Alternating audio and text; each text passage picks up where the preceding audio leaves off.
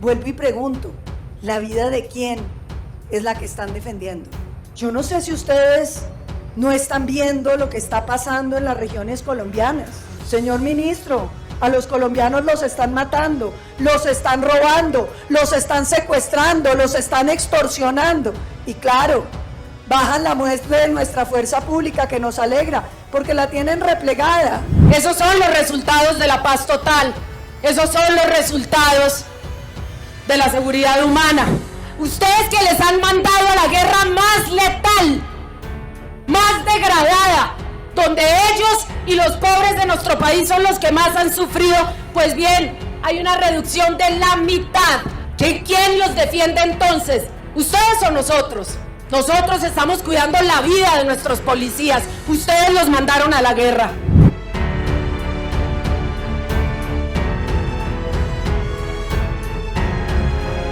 El presidente Gustavo Petro ha dado un viraje profundo a la política de seguridad en Colombia, replanteando el papel de las Fuerzas Armadas tras décadas de conflicto interno. Su gobierno busca limitarlas a la seguridad ciudadana, profesionalizarlas, despolitizarlas y reevaluar alianzas internacionales. Cambios sustanciales cuya implementación ha estado lejos de ser sencilla. Y a ellos de hoy y a los otros de ayer les decía: cualquier crítica formulada, porque como se afirmaba que era inadmisible que una persona que hablara de hechos criminales en la fuerza pública pudiera ser ministro de Defensa, yo les decía: estoy seguro que ustedes están en contra de toda forma de impunidad. Y cuando asumía críticas de esa naturaleza, era precisamente en defensa de una fuerza pública que tiene que respetar los derechos humanos, que tiene que privilegiar también la vida a pesar de mantener siempre las armas en alto. Y por eso comparto toda la filosofía del presidente Petro. Los alcaldes y gobernadores que colocan el escudo de libertad y orden se gastan la plata de la seguridad en partidos de fútbol, conciertos y más de 3.000 cámaras que nadie puede revisar y nadie lo dice. La responsabilidad de la seguridad también es un tema que toca a autoridades locales. Esa maña de escurrir el bulto es muy complicada. Entonces, también los alcaldes y gobernadores nos tienen que decir a nosotros qué es lo que invierte en la seguridad. Una política de seguridad se basa en la zanahoria y el garrote. Aquí adrede confunden el proyecto de humanización penitenciaria con el de sometimiento y son dos proyectos diferentes. Y se basa en un modelo que ya existe en Colombia. El principio de oportunidad existe hace muchos años. Las Fuerzas Armadas se han resistido y la oposición ha alertado de debilitamiento de capacidades. Pese a ello, el ministro de Defensa Iván Velásquez ha logrado avanzar en la transición, aunque a paso lento y con tropiezos. Ha creado consejos para blindar decisiones, evaluado oficiales y anunciado cambios. Porque mientras que está allí, hablando y dialogando por una supuesta paz que como colombiano lo celebraría que sí fuera, pero en Arauca no hemos visto ese alivio, no hemos visto ese tal cese. Siguen asesinando a los araucanos, siguen secuestrando y hoy le quitan el trabajo llevando el derecho al mismo a los habitantes del departamento de Arauca. Respóndanle a Arauca, 60 días y el gobierno ha sido indiferente con la situación que vive el departamento de Arauca, querido senador Esteban. Bajo ninguna circunstancia podemos permitir en Colombia que exista entonces la posibilidad de ir y volver cuantas veces queramos simplemente porque se empuña un arma. No estamos de acuerdo en la insistencia del gobierno en tramitar como ha sido presentada la ley de sometimiento. Una ley que claramente prima el narcotráfico, una ley que desampara a la ciudadanía, una ley que está hoy generando gravísima incertidumbre y que requiere permitir el debate. Como tampoco creemos que los narcotraficantes en Colombia puedan tener estatus político bajo ninguna circunstancia. En muchos de nuestros municipios del departamento del Cesar, como Pailitas, Crumaní, Río de Oro, Las Aguas de Ibirico, estamos acorralados. Comerciantes y gente de bien están sometidos a una permanente extorsión, totalmente impune y sin ninguna medida efectiva para combatirla. El Clan del Golfo haciendo fiesta en el Bajo Cauca. Ministro, ¿sabe usted que en Buriticá hay una mina, la mina más grande de oro, correcto? A usted le han llegado miles de comunicaciones. Es más, un reportaje de un medio reconocido entró y lo recibieron a plomo en esa mina. Y nada pasa. Pero además usted tuvo conocimiento y su equipo de que esos mineros ilegales utilizan 100 toneladas, 100. Y ustedes sabrán más que 100 toneladas no las transporta usted en una moto. 100 toneladas de explosivos y el 70% probado vienen de Indumil, dicen las personas que están allá. Gravísima denuncia la que le hicieron a usted las personas de esa mina. Y es que cuando yo veo estos carteles me pregunto, sí, ¿qué vida es la que defienden? Porque aquí a veces parece que es solamente la vida de unos los que les importa.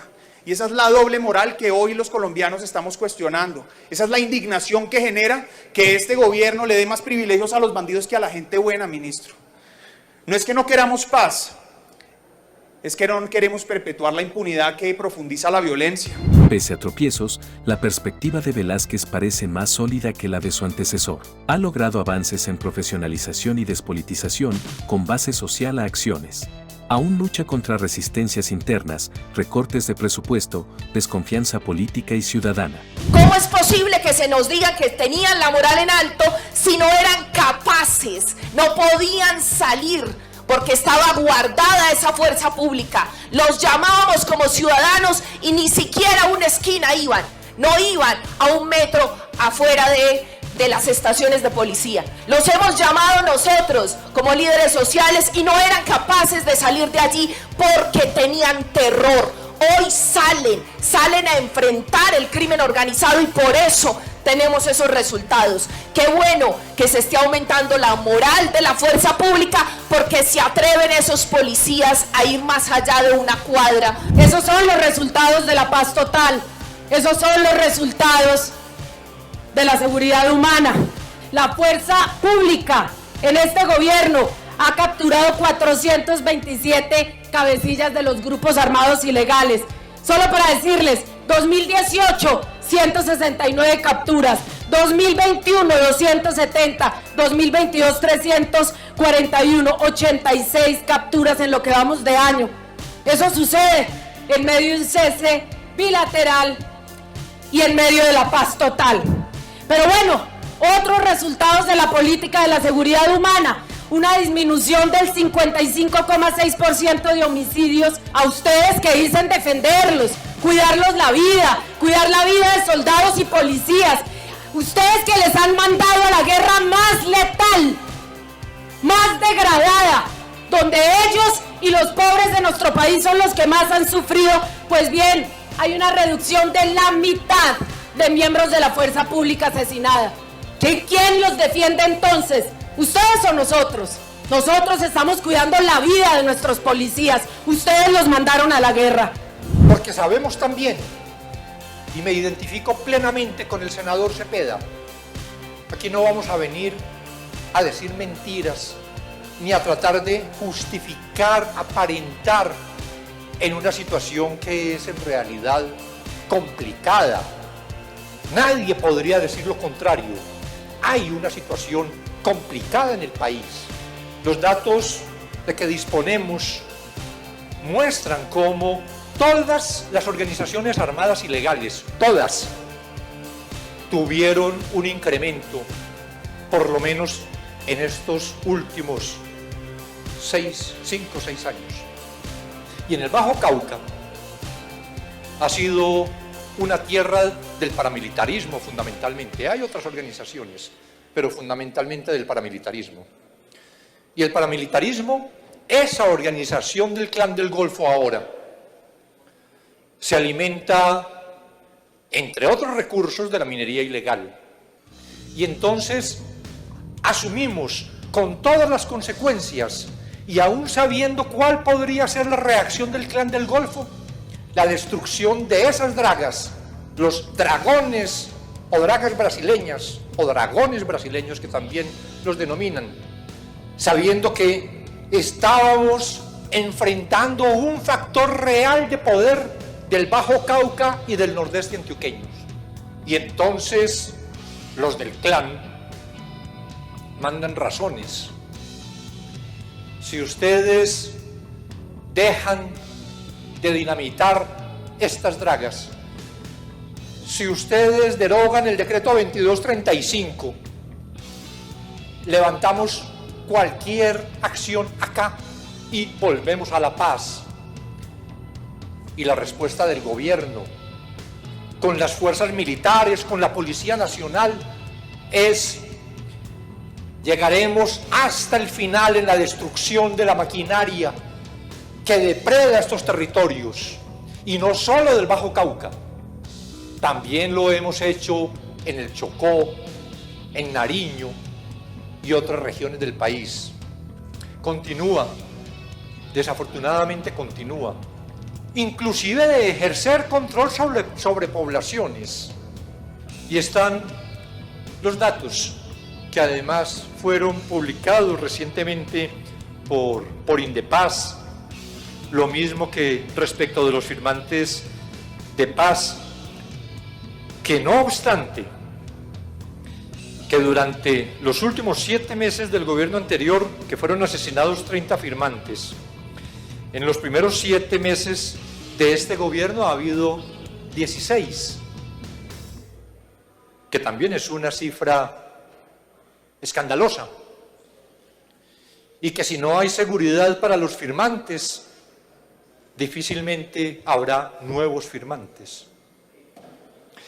Pero con todo y eso, se ha producido una reducción del 46%.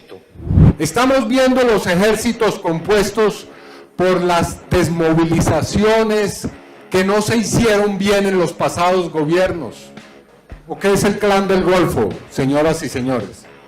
Es la sumatoria, o qué es lo que llaman los comandos de frontera, la sumatoria de todo lo que no se ha podido hacer bien en este país.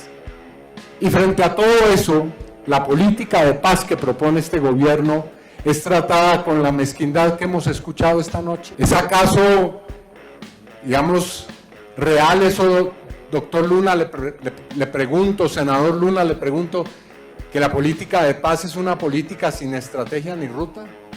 No, eso no es cierto. Velázquez avanza hacia un enfoque policial, cediendo a presiones, pero con lentitud. Las tropas no están preparadas para esa tarea. Se debate la propia razón de ser de las Fuerzas Armadas, cuyo fin fue la guerra, no el patrullaje urbano. Seguridad humana no puede bajo ninguna circunstancia ser sinónimo de inacción. Es necesario devolverle a la fuerza pública en todo el territorio la capacidad para actuar. Lo que en la teoría denominan ustedes unas respuestas comprensivas, significar la humillación de la tropa, la humillación de los policías, la humillación de los soldados que están poniéndole el pecho a las balas para defendernos a todos nosotros.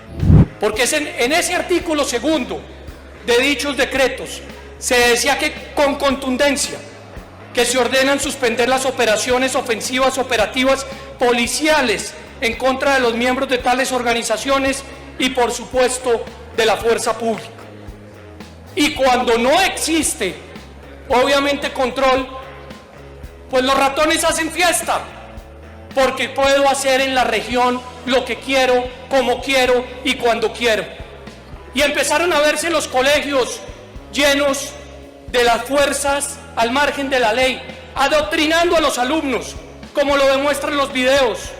Y empezaron a verse territorios, como en Tarazá, donde la institucionalidad no podía entrar porque secuestraban a los fiscales. Y empezaron a verse situaciones donde enfrente de una alcaldía municipal se paraban 4 o 5 o 7 hombres armados hasta los dientes y nadie podía decirles nada porque los decretos decían lo contrario.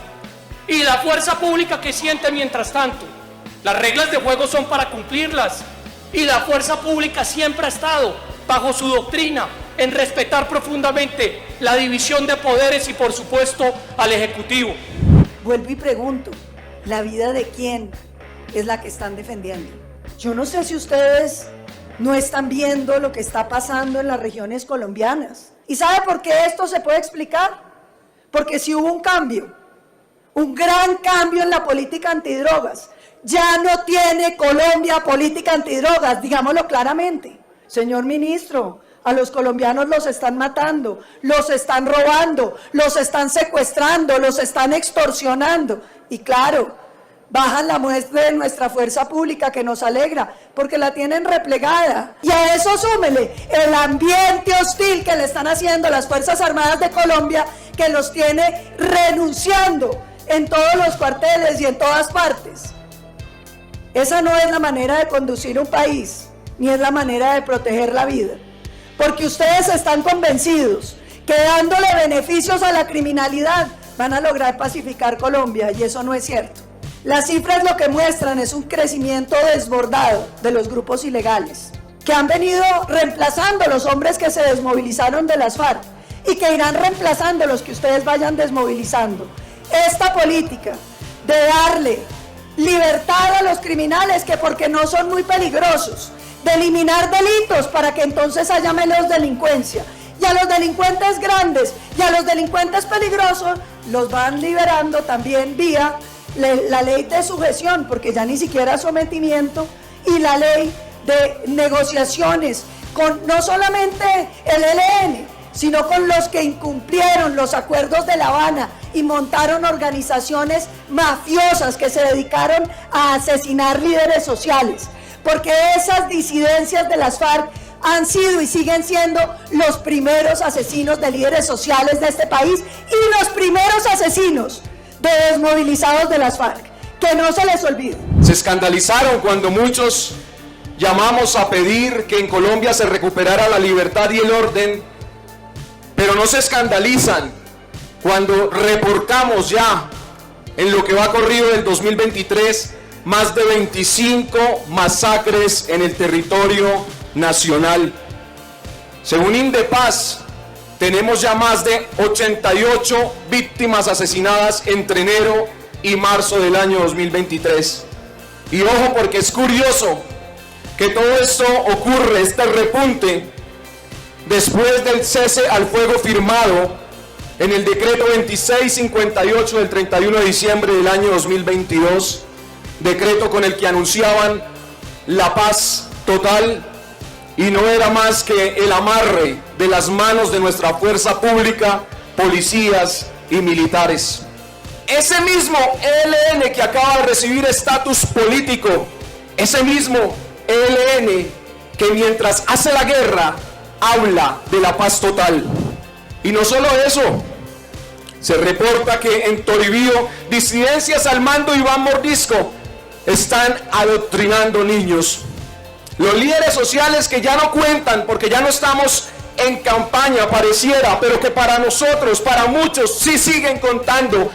Hoy tenemos que ver cómo la delincuencia común ha ocasionado cifras que según la Fiscalía llegan a reportar 17.237 víctimas en diferentes modalidades de hurtos.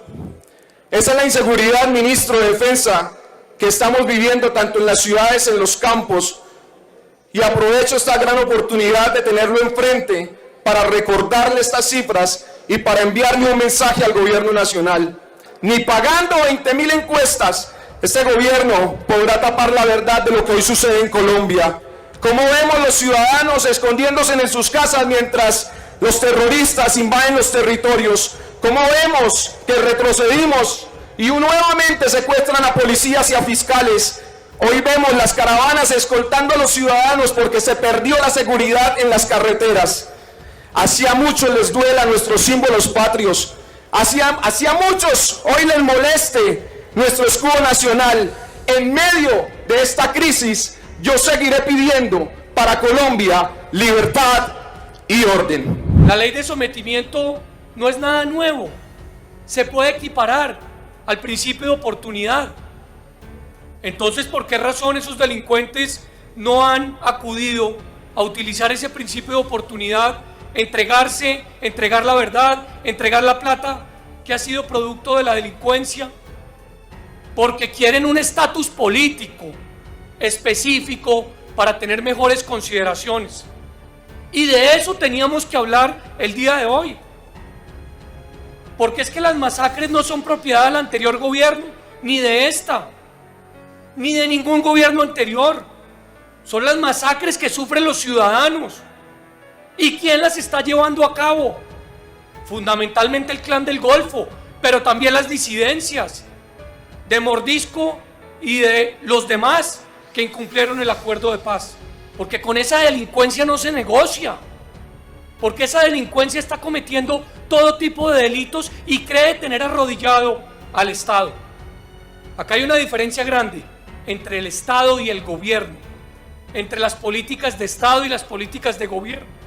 Y todos nos debemos unir para proteger y para acompañar al Estado. Y por eso siento que los demás tienen que entender que el Estado no se puede arrodillar bajo ninguna circunstancia.